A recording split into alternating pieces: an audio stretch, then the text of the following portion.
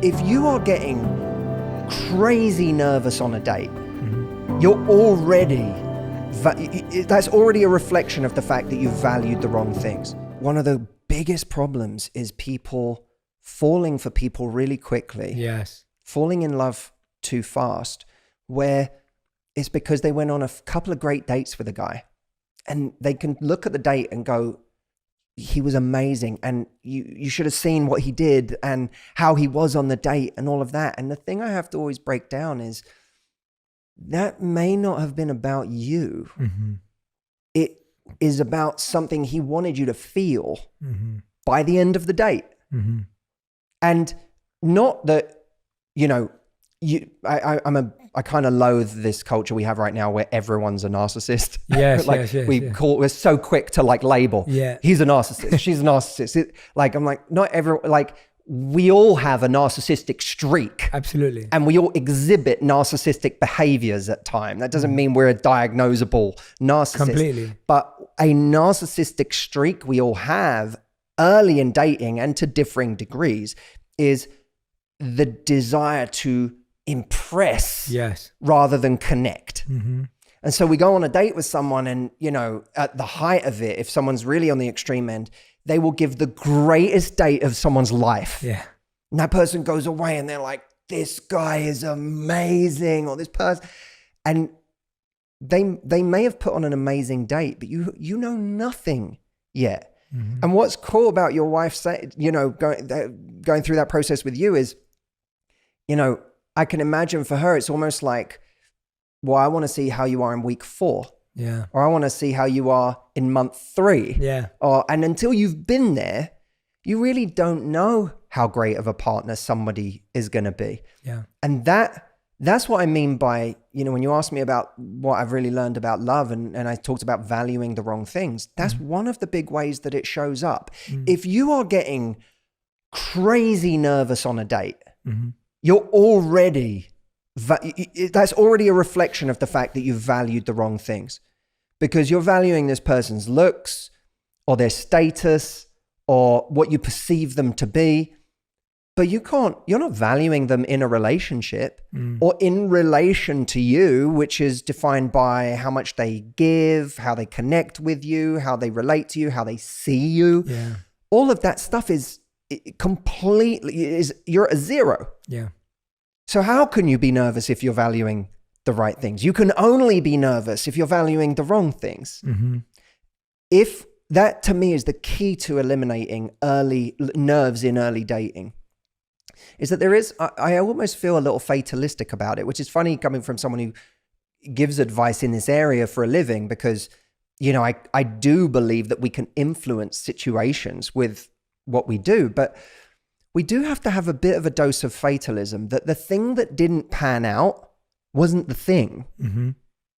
The person who's still great in week 8 is showing you the right things. But if they suddenly ghost you in week 9, then it doesn't mean they would have been great in week 16. Yeah. They're like, oh, but they were the one. And I don't know what, I need closure. You have closure. That action was closure. What they showed you is they had 8 good weeks in them. Yeah. That's interesting. Yeah, that's interesting. It's the same as you'd say in sport. Like if you, I was just thinking about sport while you were saying that. It's the idea of like a player may have 1 good season in him or her. And then that player may have had 10 good seasons in him or her. And sometimes we have these players where we're like, oh, she's going to be the next, or he's going to be the next. And then all of a sudden, they don't give you that season. And in sports, we get closure by just going, all right, they had potential, but they didn't make it. But you're right, in love and life, it's a lot hard to have that mentality of like, they gave me 8 good weeks, but they didn't make it. Well, and you sit there and you obsess over someone who just left you, you obsess over what they could have been. Yeah. Right? That's what they it is. Could have, you know, this was so promising. They were everything that I was looking for. This could have been. And anytime someone breaks up with us, you know, the heartbreak is the loss of the life we thought we were going to have with someone. This is what it could have been. This is what it should have been. Yeah. And my answer to that is, it would have been if it should have been and could have been. Yeah. than it would have been. You're literally, you're grieving over something that was not, by definition, it wasn't meant to happen because it didn't happen. Yes. Like, yeah. it didn't happen. So this idea that it was supposed to or it should have is myth. It's a fantasy. It's science fiction. Yeah. But I feel like in relationships, we have this fantasy mind that's already written the script and the book and the trilogy before the second date is over. And so it's almost like relationship seems to be like the one area of our life where we write decades into the future and we can't help ourselves because we almost think that and it's almost like you're living, what you're saying is you're living off the fantasy, not even of the reality that's right in front of you. And so even when you're on a date with them, you're not even there because you're in your fantasy land of what you think it is. And that's where in so many ways, everything that you are, your expertise in mindfulness and everything you've learned there is so important in dating, because in dating you have to be on the date you're on. Mindful dating is be on the date you're on. Don't be on date 2, but really you're not. You're on date 32. Your mind has to be on date 2 with your body. Yes. And when people don't do that, that's where they start constructing a fantasy of where this relationship is going, a fantasy of who this person is. They know 5% of someone and they've built the other 95% out of extrapolation. Yeah. Oh, he was really sweet in that moment. I bet he's good with kids. I bet he's this. I bet he's that. I bet he's, I bet he's an amazing family man. I bet, and we've all had the experience of meeting someone who is incredibly charming, fun to be around. You went away from, like, as men, we sometimes go out and we meet another man and it's like we've been on a date with that man, and you come home and you go, he was so great. I was like, I loved him to bits. And he really charmed you. And then 6 months later, that person has really lost their shine because they're flaky. You realize they don't actually show up when you need them to. You realize that they kind of, it's that in The Talented Mr. Ripley, there's that great line. Oh, that's a great movie. Great movie. There's a great line where Matt Damon is like, he's become the new chosen best friend of Jude Law's character. Jude Law's character's name's Dickie, and Matt Damon is feeling suddenly shut out, like out of nowhere. He feels shut out when 5 minutes ago he was like, this guy's my best friend and he loves me, and he says to Matt Damon's girlfriend at the time, he's expressing how he feels that he's not even expressing. She sees the look on his face that he's sad that he no longer has this like friendship that feels real to him. And she says, the thing about Dickie is when he puts his attention on you, it's like the sun is shining on you. And then the attention moves on and it's very cold. Yeah. And that's the experience of a lot of those people. But when you're taking the 5% of the sun shining on you and you use it to build the 95% that you cannot possibly know, you can't know who this person is when your brother gets sick and you need to travel to the hospital to be with that person and you need support in that moment. You can't know how that person is when you're having an anxious moment and you need someone to show love and compassion towards you, and this anxiety that you can't seem to control, and what you really need is a loving teammate to be there with you and not to judge you. You can't know what this person is like in year 3 of a relationship when you need to make a shift in your sex life because it feels like that part has become staid, but you need to work together to figure out. You don't know what that person is like in those stages. So thinking that you have all the answers because you've been on even 10 or 15 dates with this person and had a wonderful time is a fallacy, a fantasy. There's a great the relationship itself is about every stage of it and the effort that's put in. And there's a story from Bukowski where he slept with a prostitute. Every romantic story begins this way. He slept with a prostitute, and he woke up to her having stolen his poetry, and he was so upset, so mad. That's terrible. Yeah. And he wrote about it, and he wrote a piece that was all about how you could take anything, take my money, take the other stuff in the apartment, take it all, but please not anything but my poetry. And the whole piece finishes with the line, and then God said, crossing his legs, I see where I have created a great many poets, but not so very much poetry. Wow. And the idea is that, you know, the person who has potential in a relationship is the poet. The poet. Everyone's a poet. Not many people writing poetry. Yeah. Writing is the more difficult part. There are a lot of people who are great on a date, very romantic, very charming. They're a poet on a date. The poetry is the relationship. And you shouldn't, you know, Bukowski was upset because his poetry was taken, the thing he'd worked on. And that's how it should be in a relationship is don't get upset because you lost a poet. Poets are a dime a dozen. Poetry is rare. People who are willing to write the poetry of a relationship, people who are willing to stick it with you for a year, 2 years, 5 years, 10 years, that's really rare. And we need to start valuing the poetry far more than we value the poet. Yeah, I love that. What a beautiful analogy. Let's talk a bit about that poetry, because I feel like what's amazing is we convince ourselves more of the fiction when you are lusting after that person's looks, fame, prestige, whatever they have that you're attracted to. It's almost like then even if they do a million bad things, like you said about the guy playing the guitar or whatever it is, it's like, you're like, oh, but he's so, or she's so, whatever.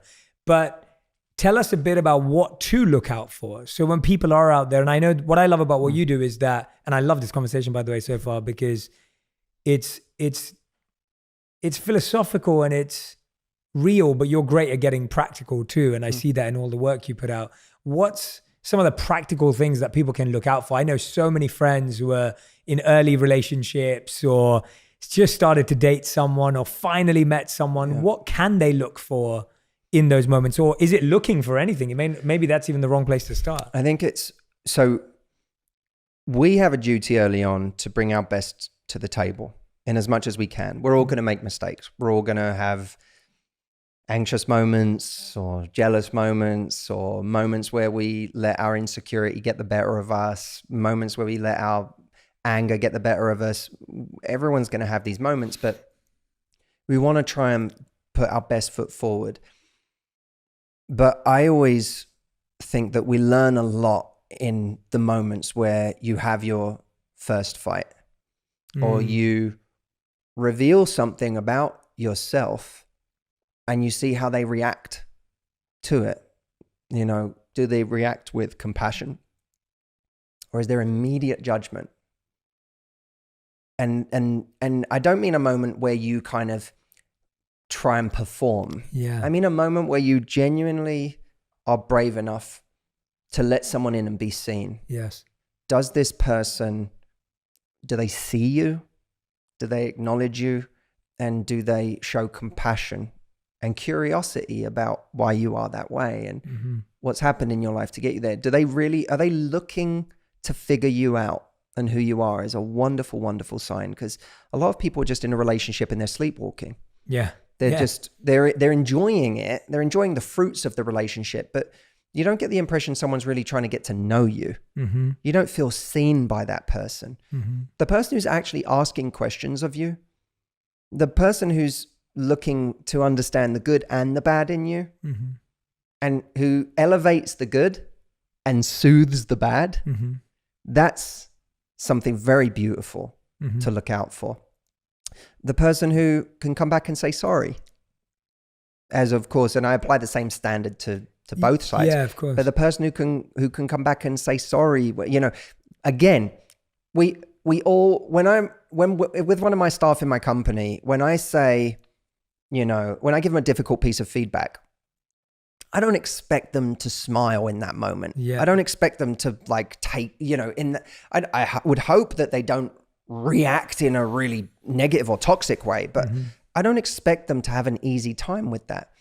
But if that person can go away over the next few hours or days and then come back and say, you know, I really thought about what you said and I'm going to work on that. That's something to look for.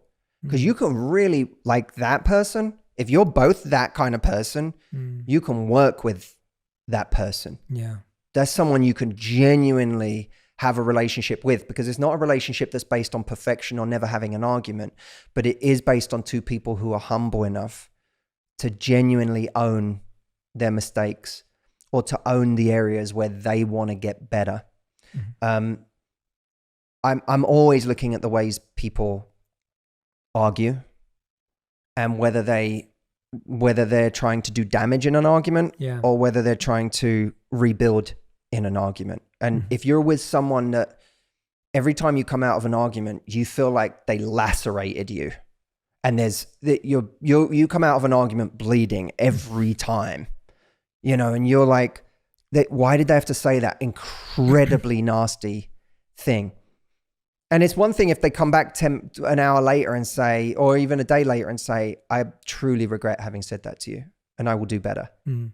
But if they won't even acknowledge that that was a really toxic way to have an argument and that was a really nasty thing to say, then that's a problem.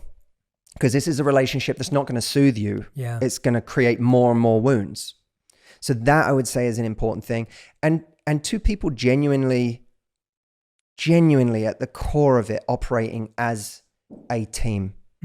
What do you need? And can I tell you, you're working really hard right now. Can I understand what your goal is in doing this and seek to understand that and where that's coming from for you and why that's important?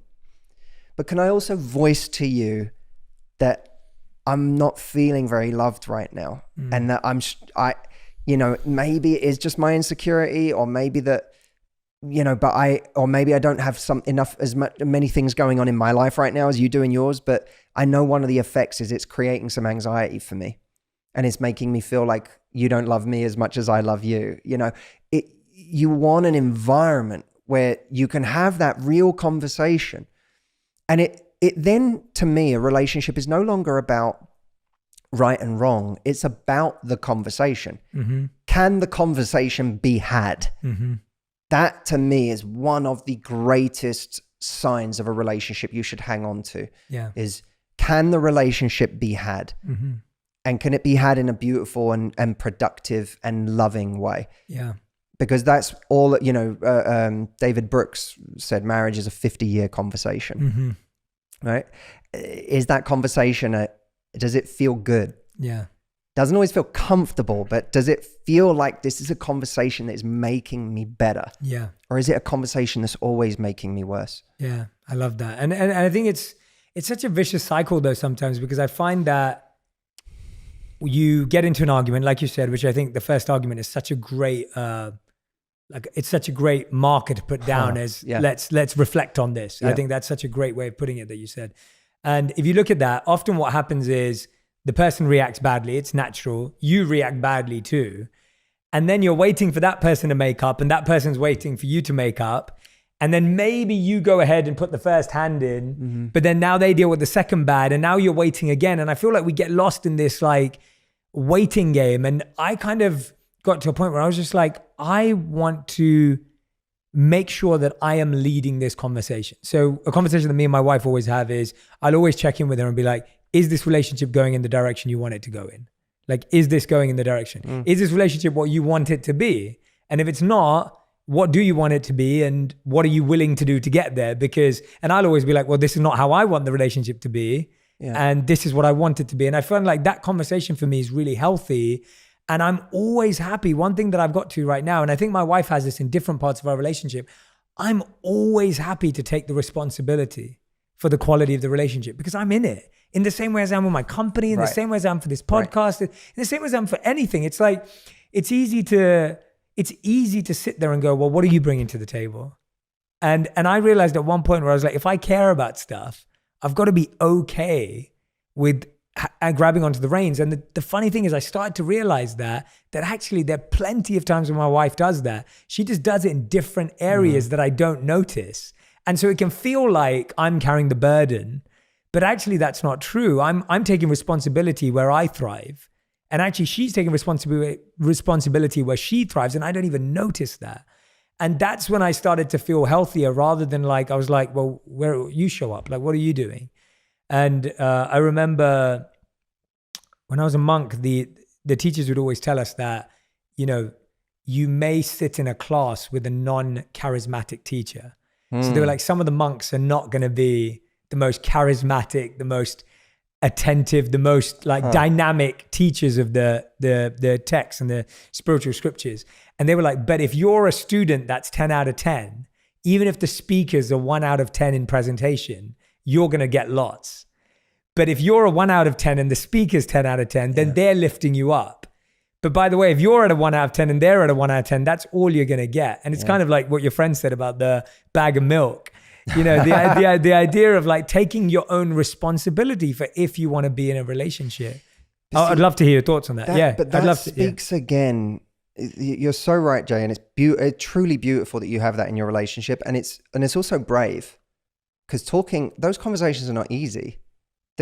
And people can say things in those conversations that can scare us. They could say, well, I'm not happy because I want it to go in this direction. Yeah, I've heard that too. Yeah. Oof, like, you know, or I didn't realize you were unhappy in that way, or I didn't realize you felt like that. It takes a lot of bravery to have conversations like that. And I commend you for that. And I think that's one of the things a lot of people aren't willing to do, is step bravely into an area where they could be criticized. But I think it is one of the most important aspects of a relationship, is being able to do exactly that. So no, I think it's a stunning thing. Well, it's uncomfortable, like you're saying. It's not, and I'm not sharing it as like we've perfected and we've got it right. I'm just saying that that's what we've had to do in order to, like, you know, we're only at year 8 in our relationship, year 5 in marriage. But it's like, that's what I've had to find these, what you're saying, like the 50-year conversation and the idea you're saying of having these, like, I've noticed that without these things, you could go years without changing anything. But speaking of what you said with the idea of the monks, that to me goes back to what I was saying about timing being important. Yeah. I do believe when you go into a relationship with genuine purpose, and even when you go into dating with genuine purpose, you go on a dating app, because a lot of people out there listening to this won't be in a relationship. They'll be right now in the crapshoot of dating apps, trying to figure out how to navigate. When we're intentional, we bring a different energy to the things we do. We bring a different energy to a person. And in in early dating, I think that when you're really intentional and when you really are like, I'm looking for a real connection here, you don't actually judge people as quickly. Yeah. You don't dispose of people as quickly, where you just go wrong. You start actually looking for what could be right. You start, and I'm not saying ignoring abusive and toxic behavior. I'm just saying those superficial things, we just, decide, no, they don't meet this checklist, they don't meet this one, or whatever. We lose that, because what we're looking for is deeper, and we start genuinely seeking to, like, we're on a date and we start going, let me really find out who this person is. Yeah. Like, let me really see them, and let me not be judgmental of them so quickly, and look to understand them. And the reward for that is that this person now actually feels seen by you. Yeah, that's great advice. And they now give you a different energy than they may have given on the last 10 dates. Yeah. Suddenly they blossom on the date differently because of the energy in front of them. There's a Mitch Albom wrote a line about, if the culture isn't serving you, then you have to be brave enough to create your own culture. And in dating, for so many people, I get all the complaints about dating these days. It's superficial. It's everyone's flaky. No one goes on real dates. No one's trying. No one's really committing. No one wants a real relationship. It's like, okay, so what you're describing to me is what you perceive to be a culture that's not working for you. Yeah. But if that culture isn't serving you, then create your own culture that surrounds you. And your culture can be powerful, not for the world necessarily, because for that, there needs to be a combined cultural shift. Yeah. But in your micro life, in your micro problems and opportunities, the culture you create will have an impact on the people around you. Yeah. And the same way, you know, I said, if you go into a room at a party and you say, I hope this party's good. Well, now you're a victim to however this party is. Yeah. You know, if everyone seems kind of closed off and mean and, you know, there's cliquey and it's like, oh God, then you go home and you say, oh my God, that party was so, you know, it was one of those horrible parties. But if you go in and you say, I'm going to, at the very least, be responsible for a part of this party. Yes. Yeah. I'm going to go in and I'm going to give the love and the energy and the compassion and the authenticity that I would love for people in this room to join me in giving. Some will, some won't. And by the way, that's also good because it'll help you find your crowd, right? Yeah. So you find your crowd by being the thing you want to be, not by hoping that your crowd elicits it from you. Completely. You found your crowd online by going out and being an energy that you wanted to be first. And then that crowd noticed you. It's like a lighthouse. All the ships start knowing where to come home because they see the lighthouse. That for me that's one of the most beautiful things about giving energy early on. I see dating, you know, not just relationships, but I see people in dating these days. The game is who can try less, who can be cooler, who can be more indifferent. And that's honestly not the way to do it. That's certainly the way to attract someone of a lower frequency. I love that. Yeah. Right. You can certainly attract someone who wants the game, who's got the demons that make them chase someone who's not into them. You know, and there are plenty of people with those demons, but you don't want to be in a relationship with a person like that. Because for sure, a person like that, the moment you stop playing hard to get and you turn around to meet them, they're not going to be interested in you anymore because their demons will tell them, this person likes us now. This person's no longer cool to us. Yeah. They were only cool to us as long as they didn't like us. So you can't ever. So messed up. Yeah. But it's, you know, it's that Groucho Marx thing. I wouldn't want to be a member of any club that would have me as a member. Yeah. That describes dating insecurity amongst people like that is that person doesn't want me. They must be a catch. Yeah. Right? Yeah. Exactly. And so what we have to do is when we give a little more energy in dating and say, you know what, this person who I've known for 5 minutes, maybe I'm not feeling much energy here, but I'm just going to give some energy. I'm going to give an amount of energy I'm willing to lose, right? That's a key way of looking at it. Yeah. What you don't do is you keep trying with someone who's not giving you equal energy back. That then becomes masochistic. Right. But giving an amount of energy you're willing to lose. I always think about that in every interaction. That's so true, yeah. Give an amount you don't mind losing. Yeah. It's like going into the casino and playing like roulette. It's like, all right, I'm in Vegas. I'll give like $100. Yeah. And then I'm not spending anything else here in these casinos. Yes. That's it. Yeah. You know, for me, it's normally like $10 because I'm not a gambler, but you just decide what am I happy to lose? And it's the same with energy. It's, you know, I'm dating right now. I want to find someone amazing, someone beautiful. I'm going to give to everyone I interact with an amount of energy I don't mind losing.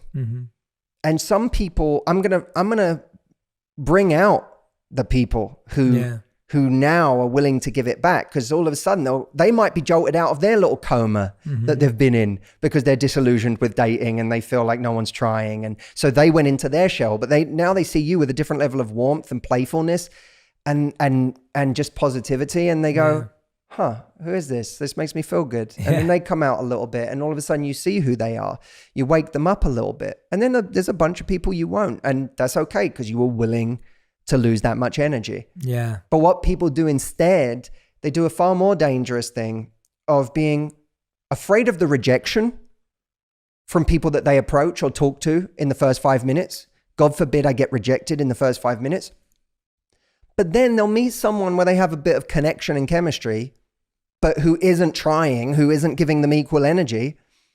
And they'll keep pouring energy into that person month after month after month when they're not getting the same in return. Yeah. And they think that's safer than going out there and getting rejected by a new person. Yeah. But actually, this is the dangerous one. Yes. The being rejected in 5 minutes by someone who doesn't even know you, who on an app, how much can someone really reject you anyway? Yeah. And we all know our experience. We've all chosen people in life who on an app, we might have swiped right past. Absolutely. Right? So we know from our own personal experience that if we get rejected on an app, it doesn't even mean that person wouldn't like us in real life. Totally. Yeah. Right? But we're so afraid of that rejection. That's mortal fear, is that rejection. And yet continuing to waste months or years on someone who's giving us unequal energy is something people happily do. Yeah. They spend that time like it's nothing.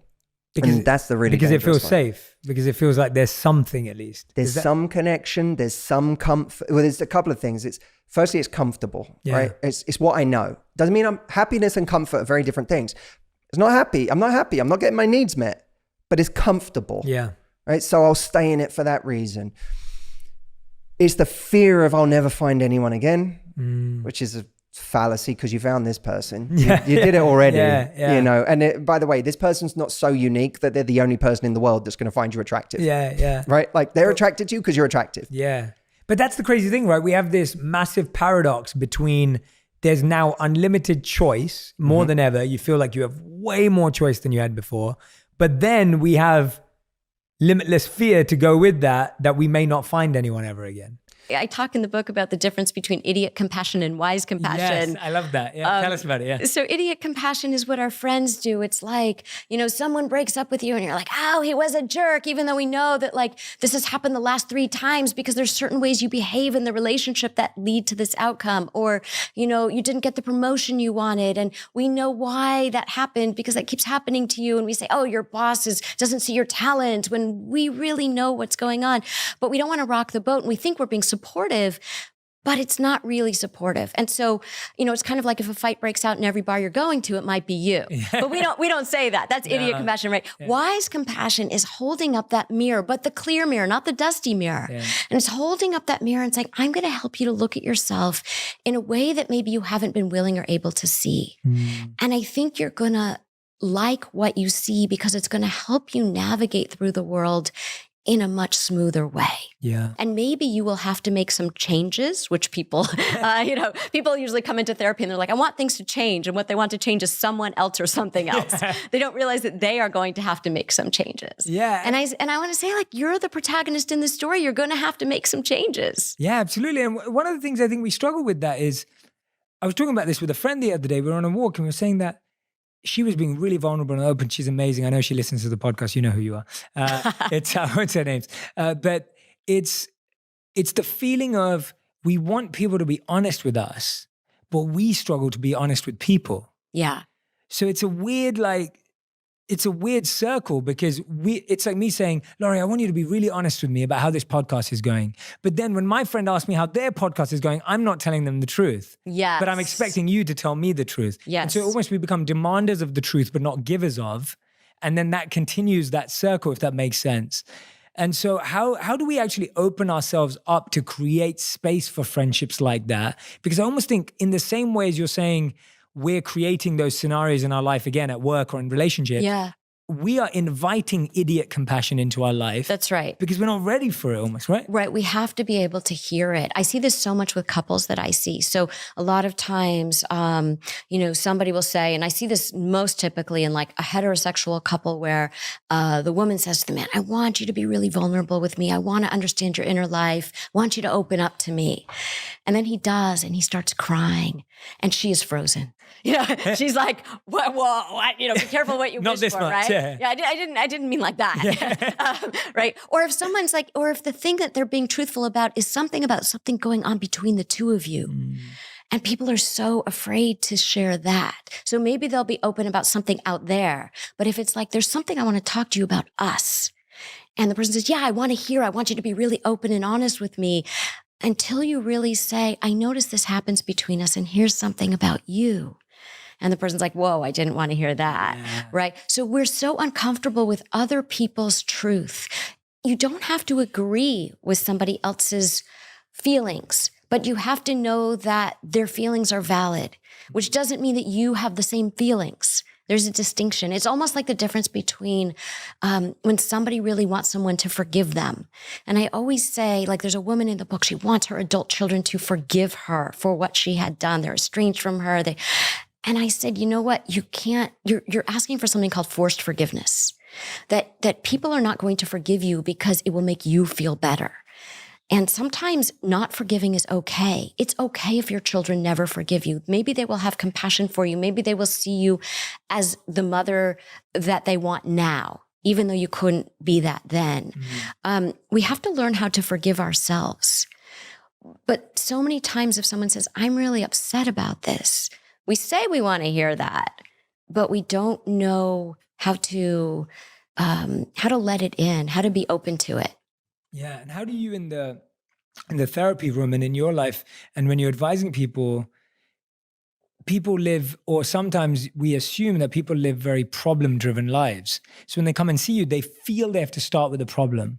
Yeah. Or sometimes when you see a friend, you feel like you have to share something that's going wrong for there to be a conversation. I feel like almost problems and wrongs have become better conversation starters, or more, I would say, more comfortable conversation starters for people, as opposed to something positive. Do you see that a lot? You know what's so interesting? I think that we have this weird dichotomy where on the internet, everybody's posting all the positive things. In person, everybody's sharing all the negative things. So true, yeah. And so there's not that balance. I think that a lot of the time we're kind of using our friendships to kind of download our problems, but we're not actually listening. When I was training, I was doing my internship, a clinical supervisor said, you have 2 ears and 1 mouth. There's a reason for that ratio. Yeah, absolutely. I think we don't know how to listen. And so sometimes we feel like when someone's telling us something that we need to problem solve for them. We don't know just how to sit with them and not fix it for them. And we don't realize too that sometimes we're helping them by helping them to hear themselves more clearly. Yes. And if we talk for them, if we talk over them, they can't hear themselves. We're talking over their internal voice. That last bit there at the end that you just mentioned is so powerful. We're talking over their internal voice, and actually simply listening to them allows them to hear themselves. Yes. And you're so right. I feel like my best conversations are definitely when I can find the narrative just by being able to share and share and share, because most of the time we share, we talk for 2 minutes and the person giving the answer talks for 8.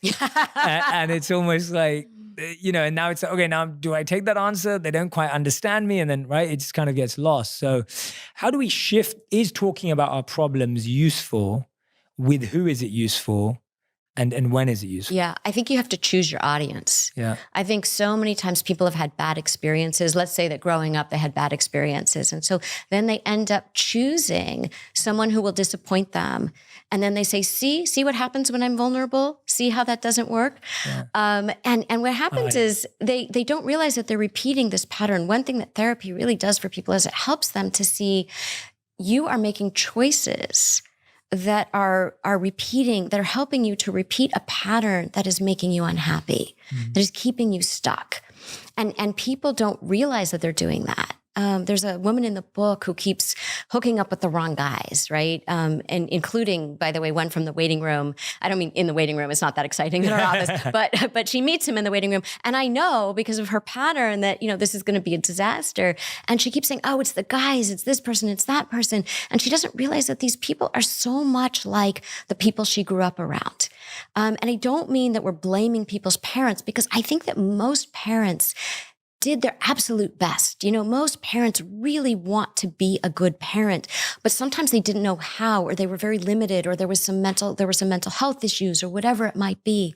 And so they couldn't give their kids that mirroring experience that, is something that they would want in an adult relationship.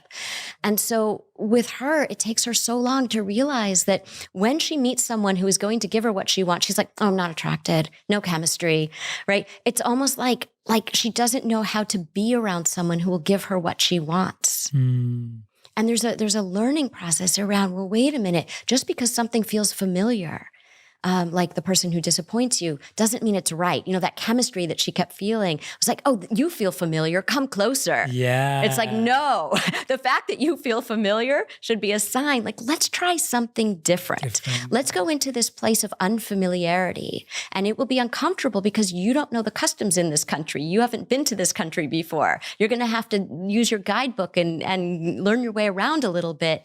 But why don't you see what it's like over in that country?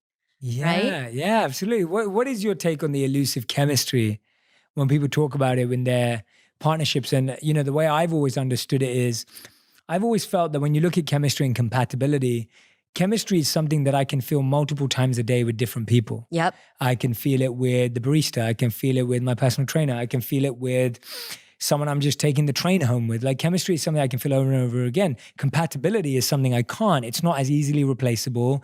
It took longer to build, and it's something that I have with less people in the world in general. Yep. And so for me, I always look at chemistry as that elusive thing, because I hear the same. My friends will come back from dates and be like, Jay, like, but there was no chemistry. And I'm like, okay, wait, so tell me about that and how you've tackled helping people understand chemistry and filter it better. Yeah. So this is, I love that we're having this conversation, because this is such an important part of relationship. So many times people will say, you know, they went on a first date with somebody and they're like, yeah, no, I had a really good time, but there was no chemistry. And I said, well, having the really good time might mean that there's potential for chemistry. Yes. But what they do is, because they're on the apps and they say, oh, well, there's like 10,000 other people that I can date. And they just keep recycling and recycling and recycling, and they don't give something time or space to grow. And chemistry sometimes happens right away, and other times it takes time to grow. So there are these surveys that were done where men and women were followed for 20 years, from the moment that they went on a first date through marriages, divorces, you know, all these things. And what happened was, a lot of people have revised their stories depending on what happened later. So the people who are happily married, let's say, a lot of them said, you know, well, tell us about the first date. When they're telling it now, they say, oh yeah, there was instant chemistry. But what they reported at the time was, yeah, I don't know, maybe I'll go on a second date. I don't know, there's not a lot here. But it built, and so their story became, there was instant chemistry, right? Now, the people who were divorced, sometimes they would say, oh, I knew I never liked this person from the beginning. And yet at the time they reported, oh my God, we had this amazing chemistry, right? So it's not very reliable that first time, is what I'm trying to say. Yeah. It takes time. So you go on a first date or a first meeting with somebody, and you say, did you have a good time? Would you like to spend another hour with this person? And then see whether something develops. Sometimes it does. A lot of the times it does. A lot of the time it doesn't. But you won't know until you give it some breathing room.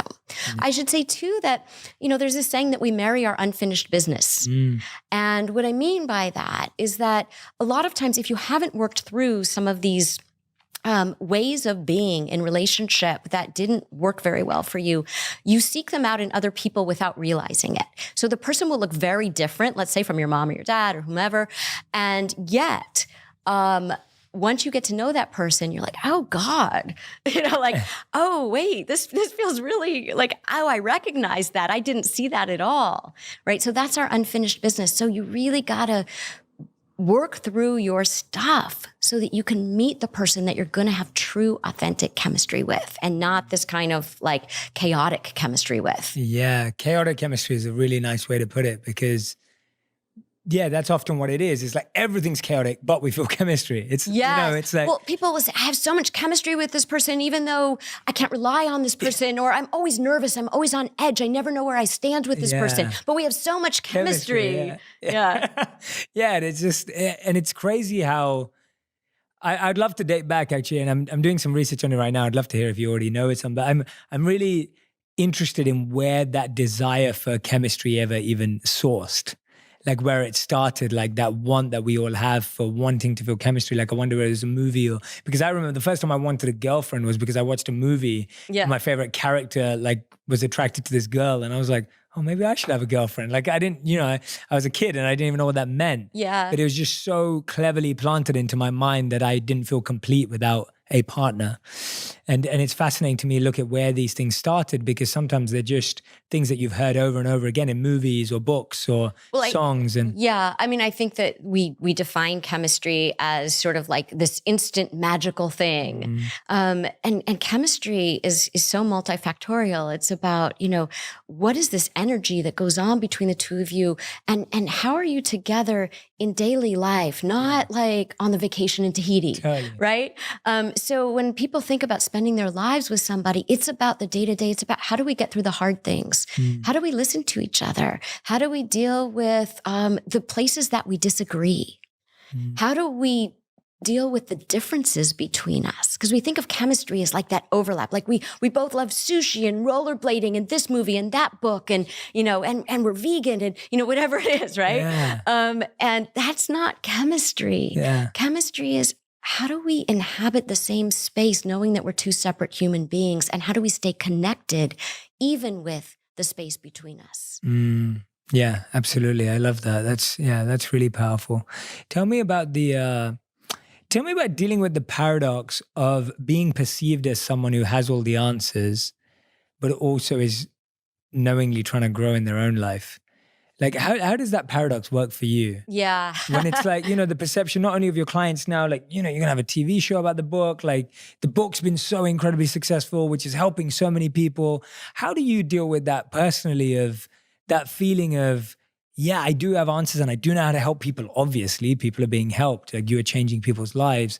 And at the same time, you're like, yeah, but I'm still learning and I've still got to work on this and I'm still working on this. How do you deal with that paradox? Or how do you? Yeah. Well, that's interesting because so in the book, I follow 4 very different patients where I'm their therapist. And then the 5th patient in the book is me as I go through my own therapy with my therapist. And a lot of people say, well, why, are you insane? Why would you do that before the book came out? I think it's really smart. And it was, well, the reason I did it is because I really felt like if my patients were going to be so vulnerable, I felt it would be disingenuous to be the expert up on high, helping these people when I was going through something in my own life. And we all struggle. And so I say at the very beginning of the book that my greatest credential is that I'm a card-carrying member of the human race. And it was so important for me to show how we're all more the same than we are different. And I think that makes what people can learn from the book so much more powerful and impactful. What's interesting, though, is that even though I was very sure that I wanted to do that, once the book, I was supposed to be writing a different book. I was supposed to be writing a book about happiness.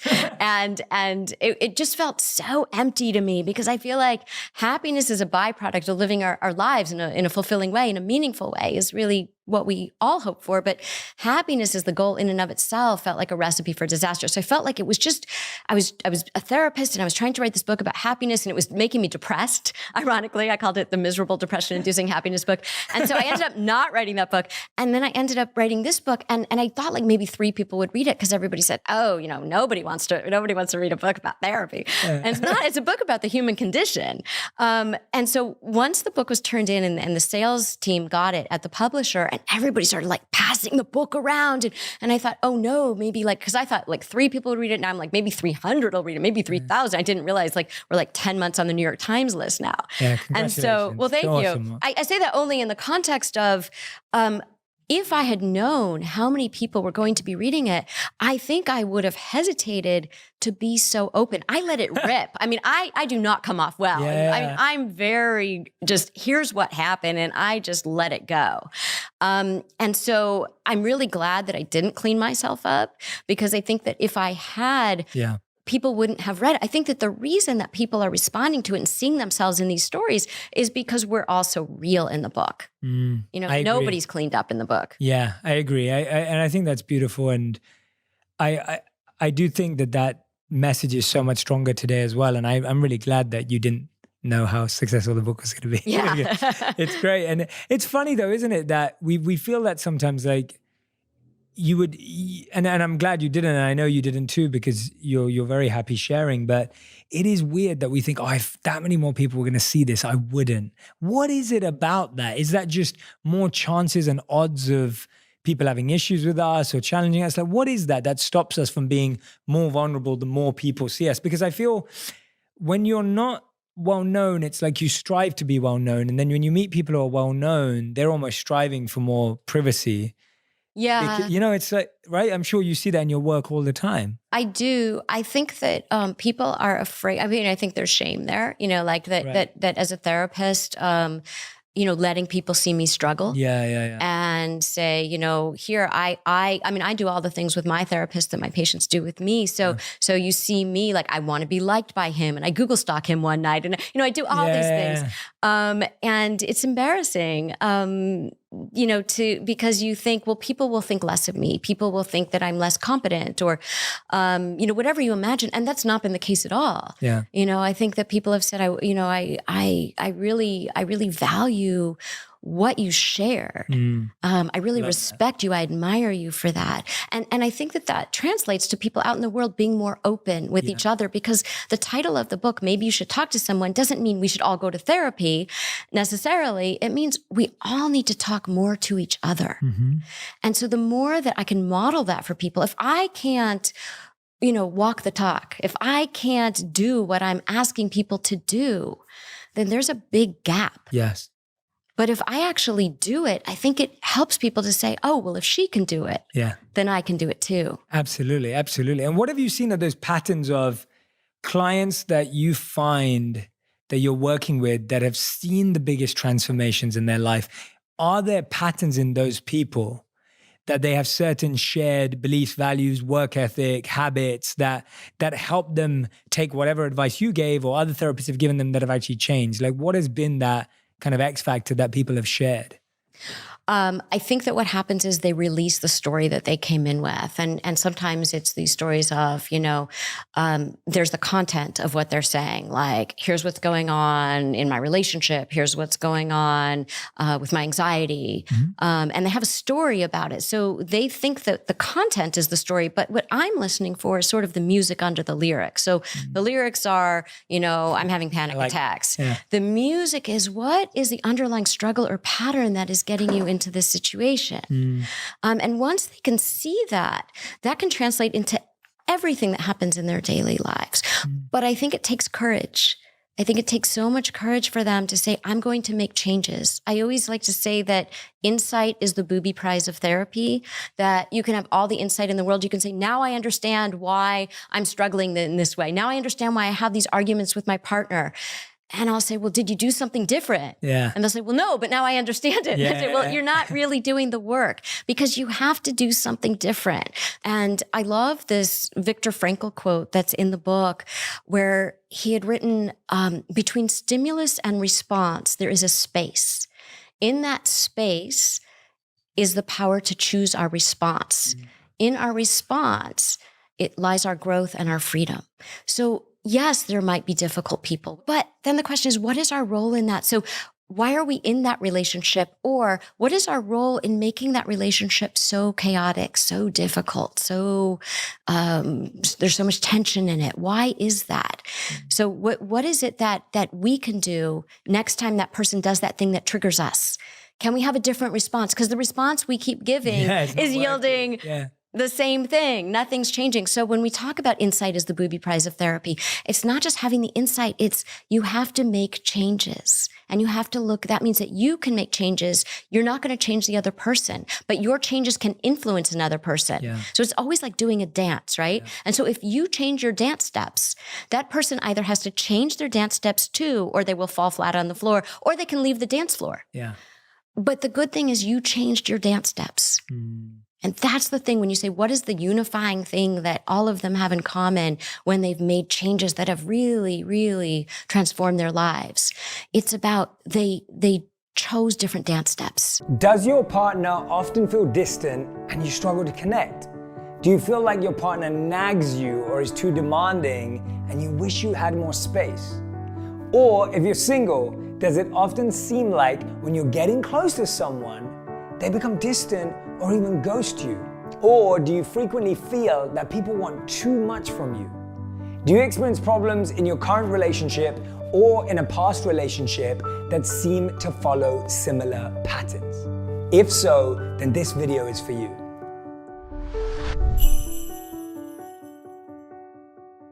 Today we're going to talk about the single biggest, most consistent factor that's impacting all of your relationships that you've probably never heard of: your attachment style. Your attachment style is something that developed in the first years of life. And while it's estimated that around half of us have what's called a secure attachment style, the rest of us have an insecure attachment style. And that's where a lot of our relationship challenges come from. Now I'm going to ask you 6 questions, and for each question, there will be 3 options to choose from. Pick the option that most resonates with you and put a tick next to the corresponding column on your piece of paper. Ready? Here we go. Question 1. You're at a party or other social function and you see your partner interacting with someone in a way that seems flirtatious. Option 1. You take it in your stride because you trust your partner. Option 2. You become jealous and ask your partner to justify themselves. Or option 3. You don't say anything about it but withdraw from your partner. Maybe you're cold or distant the rest of the night. So if you choose option 1, take it in your stride, give yourself a tick in the C column.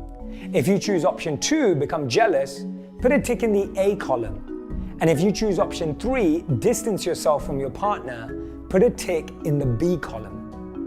See how this works? Question 2. When you start to feel close to someone, you do what? Option 1. You enjoy the feeling and look forward to seeing where the relationship goes. Option 2, you start daydreaming about where and when your wedding will take place. Option 3, you put on the brakes to ensure things aren't moving too fast. So if you chose option 1, you enjoy the feeling, put a tick in the C column. If you chose option 2, start planning your wedding, put a tick in the A column. And if you choose option 3, put on the brakes, put a tick in column B. Now here's question 3. When it comes to relationships in your life, option 1, you look to others to provide you with a sense of security. Option 2, you have more acquaintances than friends or a romantic partner, but that's fine because you can take care of yourself. Option 3, you have a variety of relationships in your life and you enjoy being able to rely on others for support as well as having others rely on you. If you choose option 1, others help you feel secure, put a tick in column A. If you chose option 2, you can take care of yourself, put a tick in column B. And if you chose option 3, you have a variety of relationships, put a tick in column C. Question 4. The best relationships, option 1, feel uncomplicated. Option 2, feel like a team. Option 3, feel safe. Now I know this is a harder one to choose for many of you, but again, pick your strongest response. Like if you were to rate these, choose whatever is at the top of your list. For option 1, feel uncomplicated, give yourself a tick in column B. For option 2, feel like a team, give yourself a tick in column C. And for option 3, feel safe, give yourself a tick in column A. Question 5, you're doing great by the way. I sometimes or often worry that. Option 1, my partner will leave me. Option 2, my partner wants too much from me. Option 3, I sometimes worry about issues with my partner, but generally I don't have big overall worries or anxieties about the relationship. If you went with option 1, you worry your partner will leave you, give yourself a tick in column A. If you went with option 2, you worry your partner wants too much, give yourself a tick in column B. And if you went with option 3, no overall worries about the relationship, give yourself a tick in the C column. Okay, last question. Question number 6. When my partner and I disagree, option 1, I generally feel comfortable expressing my thoughts and opinions. Option 2, I feel nervous to say how I feel. Option 3, I try to say as little as possible. If you chose option 1, you feel comfortable expressing yourself, give yourself a tick in column C. If you chose option 2, you feel nervous to say how you feel, give yourself a tick in column A. And if you chose option 3, you try to say as little as possible, give yourself a tick in column B. Now go ahead and hit pause if you need to tally your scores. How many ticks have you got in each column? Now if you've tallied up your scores, you'll probably see that you've got ticks in more than one column. That's because most of us are not all one attachment style.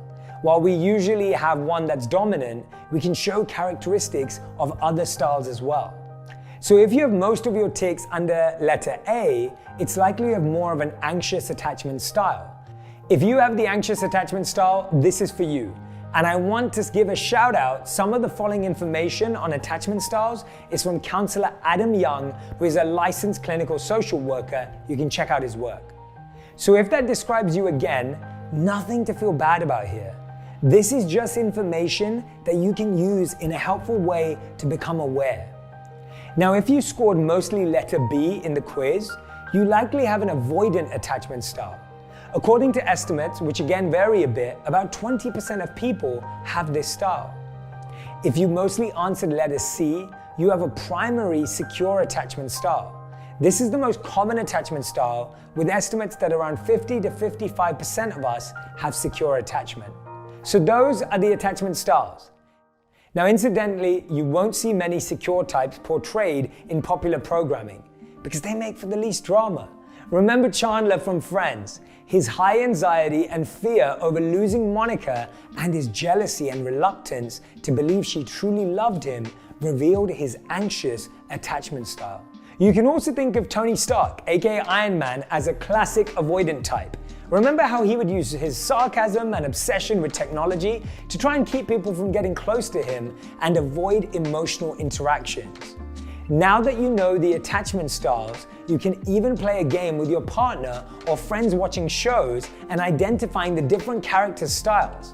So how do we take this information we learned from the test about our own attachment style and use it in a positive way in our current or future relationships? Here are 3 steps to doing that. Step 1 is to give yourself a chance to digest and process what you just learned. There's a lot there. Now, some of you will want to do that by yourself. Others process things by talking them out. I'll advise you that if your partner wants to process by themselves and you want to talk it out, maybe connect with a friend or other loved one you can talk to so you can give your partner a bit of space to process what they've learned. Step 2 is for you and your partner to share what you've learned about yourselves with the other person. You're not going to focus on the relationship at this point. You're going to take turns sharing what you've learned while the other partner just listens. Now, if you're the listener, I want you to resist the temptation to comment on what the other person is sharing. Your role at this point is only to listen. If you need to say something, you can acknowledge, I hear you, or yes, I'm listening, or what I'm hearing you say is, and making sure that you're on the right path. Step 3 is going to be having that conversation where you discuss what you've learned about your attachment style and your partner's impact, your understanding of the dynamics of your relationship. I think this is an opportunity to exercise compassion. Hopefully now you have a greater understanding of what's behind a repeat pattern or a problem. I really hope that these attachment styles are going to help you form more self-awareness and a deeper bond with the people in your life. Having this awareness allows you to connect with people with more compassion, more love, which will improve the quality and the health of all of your interactions. I've been with my wife for 6 years now. We've been married for 3. And all I'm trying to share is the journey and the process of figuring it out. That's all I'm trying to share. And she was the first guest on my podcast that I interviewed.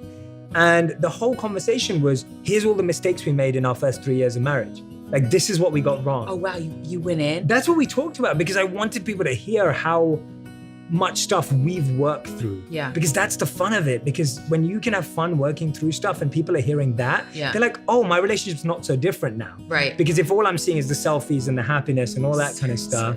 So for me, that's where my expertise is. My expertise is how do I share while I'm going through it and share with you just the experience I have. So like, I'm not giving advice to couples who have kids.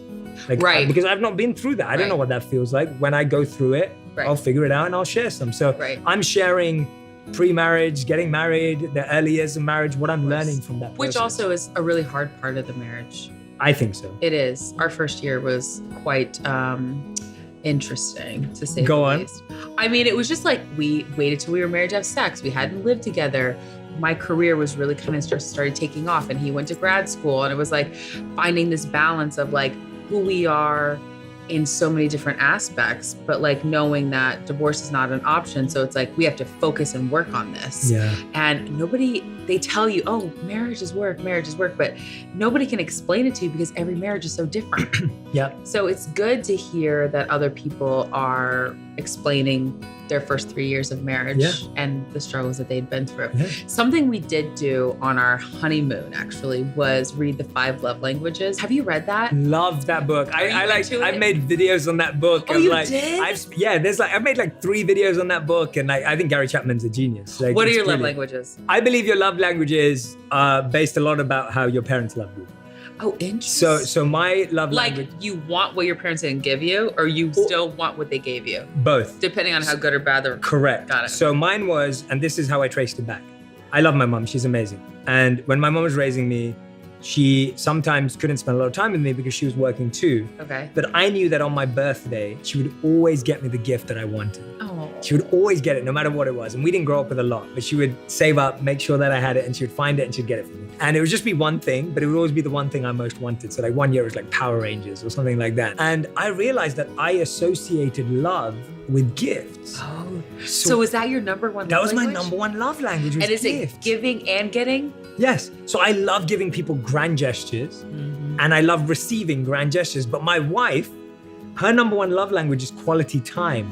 Oh, Because her family on their birthdays and stuff would just, time spent. yeah, they wouldn't go out to work that day. Her dad would stay home. They would plan an activity or whatever, something like that. Right. And so they'd spend time together. So when we met, I was like, where's my gift? Like, where is it? It's like, do you not love me?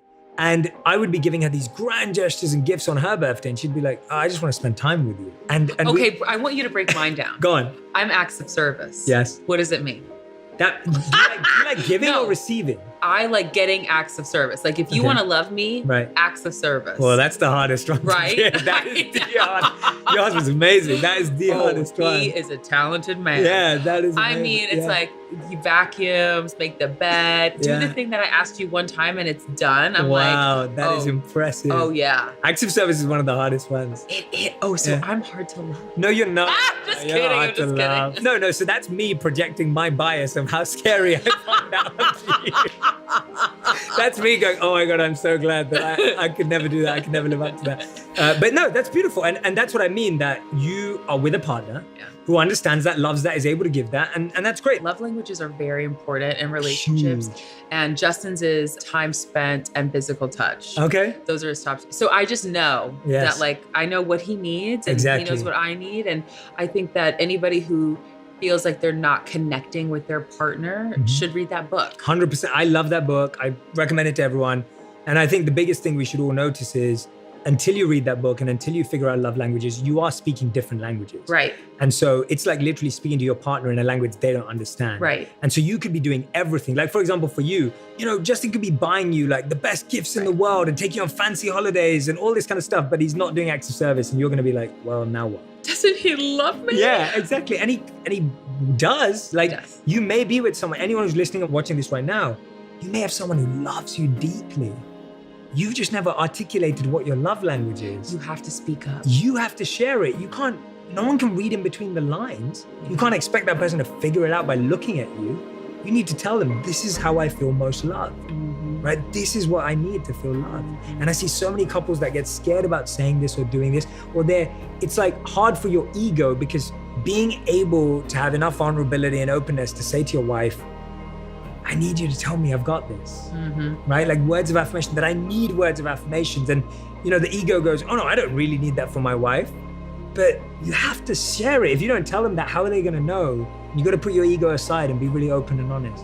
Everything you talk about on social media and through your videos is so emotional based. And there's just a lot of like that inner work, especially like with relationships. But what about the physical aspect of it? Like physical, like the intimacy and all of that. Do you ever touch on any of that? Let me think.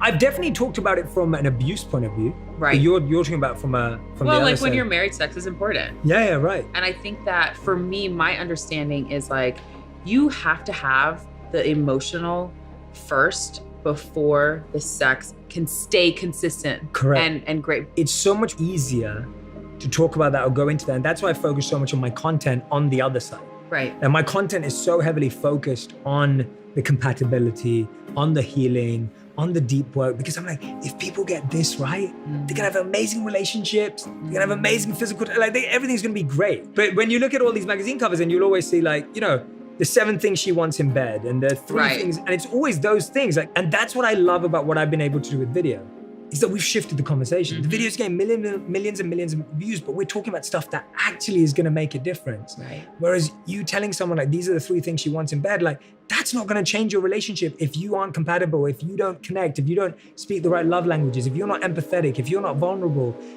then that 3 list of this and 7 list of that isn't gonna do anything. It's void. And that's where I'm trying to get to with people, because I don't want people to use sex as a substitute for that. And I don't want people to use sex as an excuse for that. And I don't want people to use sex as a cover-up for not having any of that, because I know, having been in tons of relationships where it was just physical and that's all there was, that's the only time it felt good. It didn't feel good at any other time. I didn't go home with a beautiful feeling in my heart. And then when it's only about that, that's also when it can be easily replaced. Right. Because that's easily changeable. Right. And that's why I think so many people go through, and I talk about in my videos so much about cheating and loyalty, because when it is just physical, it becomes so much more easier to just disconnect and throw it away. All those things happen. Yeah. And now heartbreak. Yes. What's your advice on heartbreak? Oof. I know you have a video up. It's like the 5 things people should do through heartbreak. And one of them is like, get rid of everything from the past and only focus on the present and the future. Yeah. That's hard for people. I like getting rid of visual triggers. I think the challenge in a lot of our lives is that we're surrounded by the same sounds, the same sights, and the same people that we were in our past. And I see this with anything, and I'm sure you felt this. When you went deeper into your faith, did your circles change? 100%. Right. When you went deeper into your faith, did what you look at change? 100%. Right. So you look at my heart changed. Your heart changed, because, but internal and external. Yes, because for me, when I transformed in my faith, it was a transformation of my heart. Yes. Not about what I was actually doing or not doing. Correct. And that's what I feel for anyone. Anyone that I've witnessed and observed go through transformation in their life, their environments have changed. And so for me, a lot of us are making it harder for yourself. It's like saying, I want to start working out every day, but I don't own any trainers, right? It's like, that's not gonna work. It's like doing the opposite. Like, I want to go on a diet, but I'm gonna keep chocolate cake in my refrigerator, right? Like, it's that. So you're saying, so you're enabling I want to get over the past, but I'm gonna keep my ex's sweater right next to me, and I'm gonna keep all these text messages that I can keep reading through again. Why do people go back and read text messages? Because from someone that broke their heart. Because nostalgia and imagination is more powerful, right? The feeling of nostalgia, and this is in studies too, like the research behind nostalgia is you always think things were better in the past with something like that. So you read a message, you're like, oh, but they loved me so much. And now all you're doing is, reality's here, and you've got your own version of reality playing here. So you're basically writing your own movie script up here when reality is telling you this. And nostalgia is that script. It's that fantasy that's never gonna become. It's that fantasy that isn't real. So it's you saying, I don't want to accept what is, and I'm trying to accept what if. Those people who can't get over that hump, what do you tell them? One of the biggest things, like, do you really want to? No. It's a good conversation. I think one of the biggest things I say to people is just like, let's kind of break their space that they're in. It's almost like that person needs a space change, and they need to get out of that zone. And so for me, I'm always encouraging people to start doing new things. I think it's so powerful when you go and have a new experience, when you try something new, you join a new class, you've never done it before. Because guess what? It's about finding yourself again. So you're now learning new things about yourself. You're now falling in love with yourself. It's about falling in love with yourself. Correct. And I think that the biggest mistake we make in that time is everyone's telling you, oh, when's the rebound? Like, are you gonna date this guy? When are you gonna start dating again? Or this girl? When are you gonna be out there again? And it's almost like, well, no, maybe it's about I go inside this time and spend some time with myself. And I think new experiences are a beautiful way of doing that, because you only learn new things about yourself when you do new things with yourself. Right? Ooh, like, preach. we never do new things with ourselves. You're always doing the same things with the same people. But imagine you start doing new things on your own, and now you have new memories. And one of the things I've been talking about a lot with people is forming new memories. If you don't make new memories, the old ones will always hold you back. And that's why we're stuck in the old, because we're not making any new ones. So the old ones just keep pulling you back. So the best way to make new memories is A, set up an experience, do it with a friend that you love. And when you go out there, it's this technique that's often used for grounding in therapy and everything, but I use it for presence, and that's how we were trained in it as monks.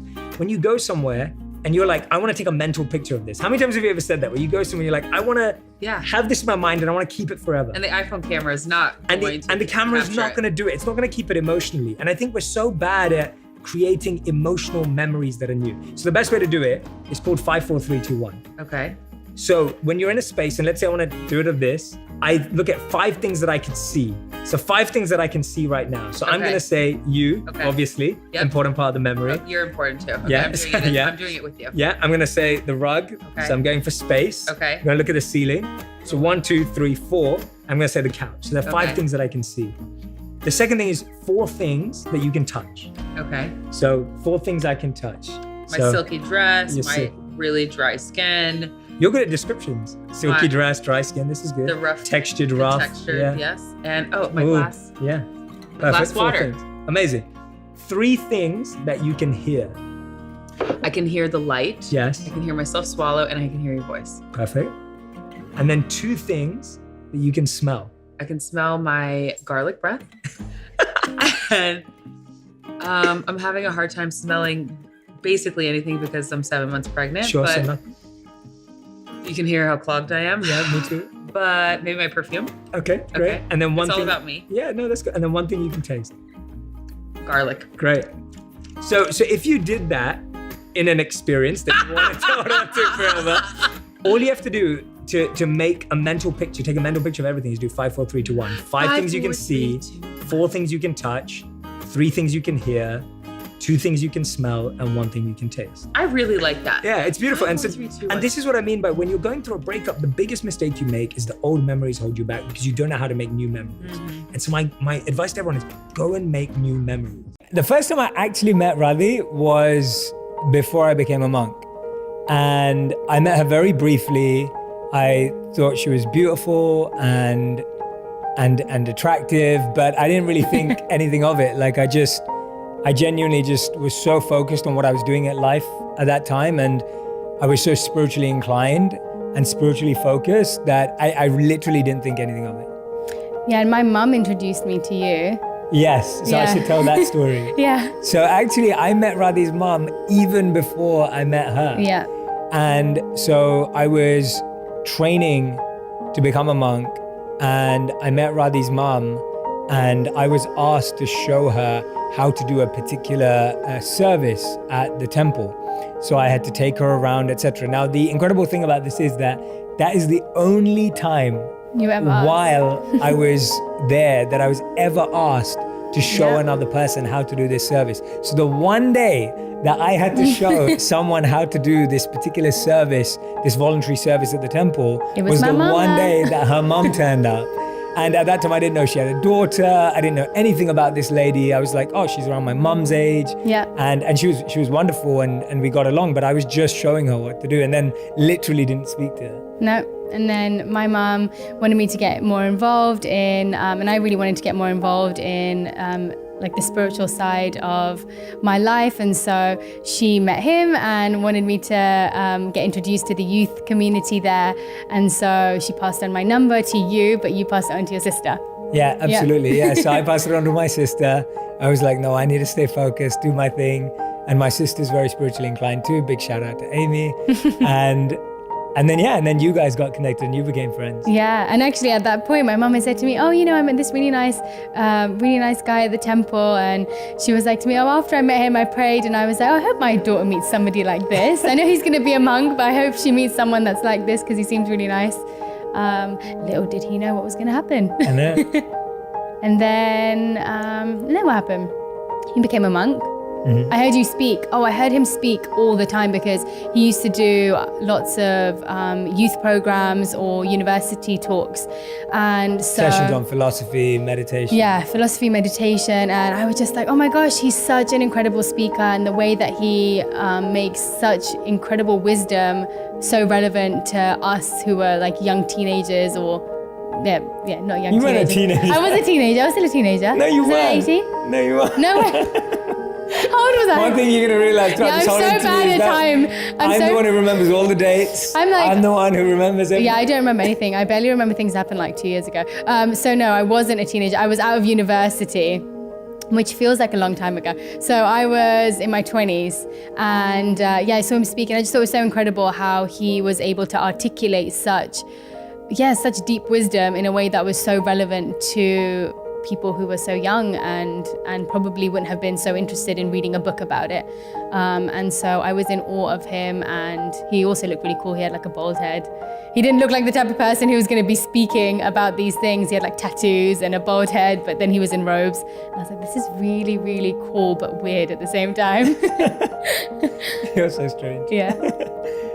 And then when I left being a monk, which is a whole story in itself, we can talk about that another day. When I left being a monk, her and my sister were really, really close. Yeah. And me and my sister are really, really close. I trust my sister. She's one of my best friends. And I sat down with her one day and she said, well, you know what? Radhi likes someone. And I was just like, oh, who? And I was thinking she was going to say some other person's name. And she's like, she really likes you.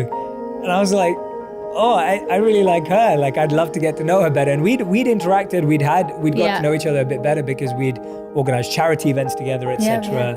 And so I'd seen her not in the role of being a girlfriend, obviously, or someone that I was dating. I'd seen her interact with other people, other humans, inside a project management organization, organizing events. So I'd seen her personality and like observed how she behaved around certain people, how she had talked to people, how she interacted with people. And based on all those things, I thought she was a great person. So when my sister told me that, I was secretly quite happy as well. And I always heard about him through his sister, and his sister would talk about him with so much love and affection, and he treats her like she's his baby. No matter how old she gets, she's literally like his baby. And I used to see like conversations between them. I used to be like, oh my gosh, she's so sweet. Like, he's so sweet, even though he's gone off being a monk, but he was still really, really caring and loving towards his sister and his family. And then, I had told her that I liked him before he knew about it, or before you'd probably even thought about it. Yeah. So then that was it, really. That's how we met. We almost met before I became a monk. We hadn't really had conversations, etc. Never had conversations, never spoke, but had just seen each other in our own elements. Yeah. And then when I left being a monk, later that year, we started going out. And so that was around towards the end of 2013. And then it just went really fast. We both kind of, as soon as we spoke about it, we both knew that we wanted to be with each other, and we were really certain about it. And it could have gone really wrong, but we were like, we could have both been really crazy, but it ended up just working out. We both really had kind of understood each other just by observing one another, I guess. And there were a few surprises, I'm sure, but we got along straight away, and we were both pretty much went from, I really like you, to, I love you, in like a day. And then it was like, we want to get married in like a week. As in, we didn't get married in a week, but we said we wanted to get married eventually in a week after that. And then we ended up spending a lot of time at each other's homes, right? He was spending a lot of time at my house for ages. That's pretty much where I took him to have all of our dates, because I loved being around my family, and I was like, best of both worlds. I can be around the person that I want to spend the rest of my life with, and the people that I've spent most of my life with.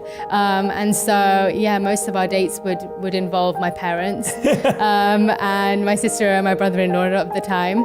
And so we got to know each other kind of in our own environments as well, really fast, which I think helped us fast forward a lot easier. Yeah, absolutely. Yeah. And I remember that my sister gave me like an action plan. She's like, this is what you're going to get along on. This is what you're going to struggle with. This is going to be your challenges. And I definitely owe it to her to bring us together. I think she was a huge part of us being together, my sister, definitely. And she was like, because she knows me so well, and I feel she got to know you well as well.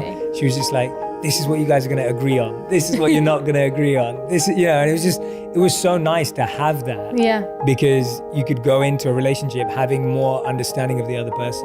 Can I just say, one of the things she said that we wouldn't get along on is Bollywood, because I loved Bollywood songs and films at the time. But you like a good Bollywood song. Questionable. Once in a while. Questionable. But I decided to get over that. Yeah. And you barely. You've got to go over it. Still have a love for it.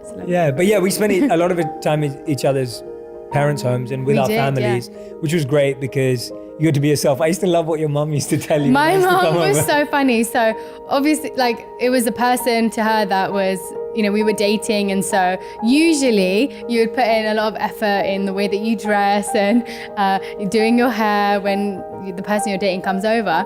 But yeah, I would literally be in the same clothes that I was wearing like the whole day, which was pretty much like pajama bottoms and a really scruffy top. And my mum would be like, "Do you not want to maybe, you know, put a different top on, or you don't want to change your trousers?" I was like, "No, mum, if he can't love me in what I'm wearing right now, which is what he's probably going to see me in for the rest of his life, then it's just not meant to be. Okay, like he has to love me for." And she would, "Okay, but you could try, you know, a little bit." I was like, "No." And it worked, so. Yeah. And she's so beautiful and cute. Like, even when she's dressed all hobo chic, I'm just like, I love it, you know? And it's quite nice, actually. Like, I genuinely believe this. Like, I've rarely see her with makeup on. Yes, And so, true. like, it's fun when you fall in love with someone based on who they are and their personality and their energy, and all of that beauty shines through. So, yeah, I love it. So that leads us nicely on to the next point that our friends wanted to discuss, which is, what's the key to starting off a relationship well? What's the key to Like, what's the key to starting it off well? So one thing for me was this, that because we didn't see each other in dating environments Yeah. a lot, I feel like dating environments put this pressure of being in an interview. So I compare dates to interviews. It's almost like you have to put your best foot forward. You wear your best clothes. You try and say all the best things. And even if it's not the best, actually, it's us trying to be right. And that's what we do in interviews. When you go and interview for a job, it's like you want to be the right fit. for that person? Yeah, and that's what happens in a dating scenario. Like, you're sitting opposite a desk just like you're doing an interview, and then someone's asking you a question and you're like, okay, well, what do I have to say to make them like me or to say the right thing? Whereas we didn't really get to do that. No. And I'm not saying that was a conscious choice, but now when I look back at it and I reflect on it and introspect on it, I'm like, we didn't really get an opportunity to date in that sense. And that means that I got exposed to the real her, either by seeing her in a charity organization, seeing her in a real life scenario, how does she treat normal people, and then how she is with her family. And I'm like, that's the best view you can get of someone. And so when I look at that in terms of giving advice or tips or whatever, my recommendation is be around people that you're thinking about being with in an environment where they're just being themselves. Yeah. Because chances are, if you like them the way they are when they are with other people, then you're likely to love them when they're with you too. And so often we only see people that we are considering being romantic with or dating with, etc. We only see them in dates and dinners and movie nights and whatever it is, right? Yeah, I agree. I feel like you seeing, and also seeing people with the people that they're closest to, because you can't really fake it with the people that you're closest to. I mean, and if you can, you could do it for a really short period of time. And you also end up seeing them being probably at their worst and at their best, because you can be the most loving to your family, but you can also be the worst person towards your family because they're the ones that accept it. And so, yeah, I feel like you get a good image of who the person is through interacting with them that way. Absolutely, yeah. Good point. Thanks. Nicely said. It's true, yeah. And the other thing is, so when we first got together, I'd left being a monk probably like 7 months before. So it'd been like a 7-month gap. And I didn't have a job. I had no job. I had no money. No. I was getting rejected left, right, and center from every single place that I was applying to, because I'd been a monk for 3 years and no one wanted to hire someone who had monk written on their resume. Like, no one's like, oh yeah, I would love your transferable skills. Like, you know, like, what do you know? And so, oh, you can meditate for 4 hours. Great, we need that in our organization. So it was just, I had nothing really. Yeah. And that's a great way to start dating someone, because I remember I used to save up. So I used to like try and work part-time, and I was doing everything I could. You were tutoring. I was tutoring. So Yeah.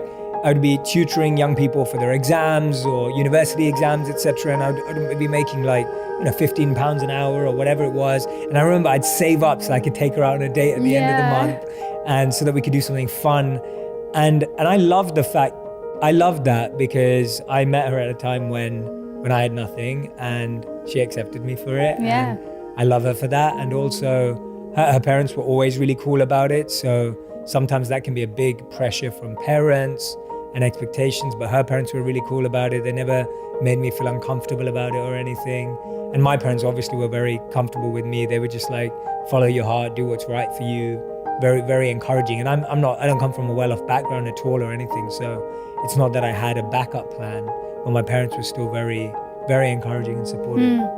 Yeah, I that was never in my mind, to be honest. I knew I wanted to be with you, and so I was like to my mum, even if we end up living in a really tiny house, just by like near the temple that I used to go to, and just I know that I want to spend my life with him.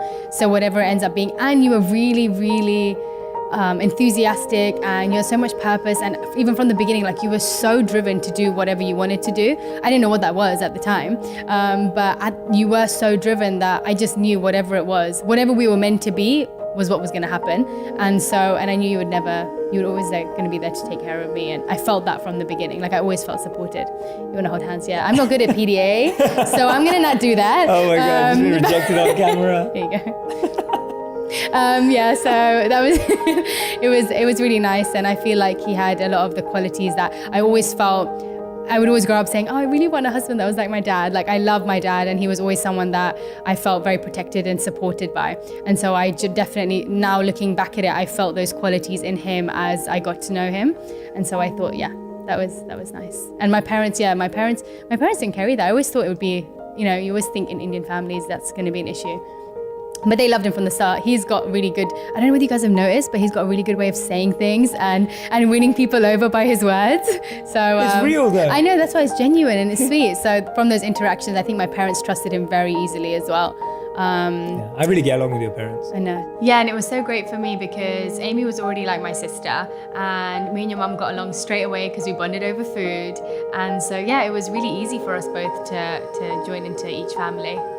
But yeah, another thing I think that's really important at the start of a relationship is self-awareness and setting expectations. So I feel that having done the work as a monk and having been through that experience myself, I'd gained so much self-awareness. So I was really aware of what type of partner I needed in my life. I was really aware of what I needed in my life to flourish, to thrive. And so when I met someone, it was very easy for me. It was very easy and simple for me to communicate my expectations to her and be like, I remember one of the things I said, and this is not offensive at all, it's genuinely how I felt at the time. And I said that if you want a husband who goes to IKEA on the weekends and to the cinema, like I'm not that guy. And I didn't mean that as a bad thing if anyone is that. What I meant that as is I want to be someone who lives a life of purpose, and I want my life to be about service, and I want my life to have an impact on people's lives. And I need a partner that's going to understand that, embrace that, and roll with that as well, and wants to live not a normal life, because that wasn't going to work for me if I really wanted to have an impact, if I really wanted to make a difference, if I really wanted to serve. And so that wasn't an ego thing. It wasn't me thinking I'm better or above or special. It was me saying, this is a priority for me, and I don't need it to be your priority, but I need you to understand it to be mine. And I think this is really important, that we should feel that if we're genuinely committed to something, when you make someone aware, and same back from her side too, like when she'll share hers, but when she's made me aware of what her priorities are and what's important to her, you start respecting what's important to the other person rather than expecting them to trade theirs, right? And that's usually what happens in relationships in the beginning is, instead of showing respect for the other people's passion, you expect them to change their passion for yours or compromise and be excited about your stuff. And I don't think that that's the right way. I think it's us being clear about ourselves, communicating that, and then respecting what the other person communicates. And I think we discussed that really early on, actually. Yeah, for sure. And just to be clear, he has come to IKEA with me on the weekends. And movies too. Yeah, movies too. But yeah, no, I understood the point of it. And I remember at that time when he was really pushing for what he wanted to do, he was very, very busy. And so there were certain things, I mean, he spent a lot of time with me and my family, but we had just agreed that, look, if there was extended things that I had to go to, because with families, there's always other things that you have to go to, like family, friends, or relatives' houses for every event possible. And if that happened, then I knew that I was okay with him not coming to them. And I said that to him from the beginning. You're that amazing as well for this. if you need to go and do something which is, I know for you, more important, not because for the purpose that you want to live, then I totally understand that comes above you just coming to another party which people are not probably going to remember. Like it's okay. And I think that was really important for us, because you can always hear what other people say, like family members or friends or whatever will always have a different opinion. And so as long as you feel like you have discussed it and you really understand that person's point of view, then you don't feel it doesn't rub off on you when people say things, because you understand it deeply. Whereas if you don't, then I think it's really easy to get swayed by other people's view of life or other people's way of relationships or whatever it is. Like that can rub off on you very easily. But if you really understand that person and why they're doing it, I think that can make a big difference to you supporting them in why they're doing it. Thank you. Thank you so much for watching that video. If you enjoyed it, here's another one I think you'll love. Instead of criticizing the other person, tell them what you want. And tell them what you want without implying that they're not doing it.